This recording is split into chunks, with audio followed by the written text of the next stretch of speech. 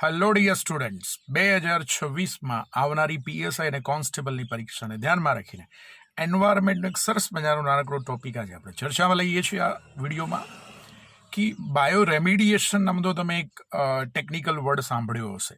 તો એનો મતલબ શું થાય? બાયો રેમિડિએશનનો મતલબ એ થાય સિમ્પલ, સૂક્ષ્મજીવની મદદથી પર્યાવરણની જાળવણી, અથવા તો કહી શકાય કે સજીવની મદદથી પર્યાવરણની જાળવણી. એને જ કહેવાય છે બાયોરેમિડિએશન. દાખલા તરીકે દરિયાના પ્રદૂષણમાં સૌથી ગંભીર સમસ્યા હોય તો એ ઓઇલ સ્પીલ છે, એટલે કે ઓઇલ ફેલાવું. એના કારણે દરિયાની ફ્લોરા અને ફોનાને નુકસાન થાય છે. ફ્લોરા એટલે દરિયાઈ વનસ્પતિ અને ફોના એટલે દરિયાઈ પ્રાણી.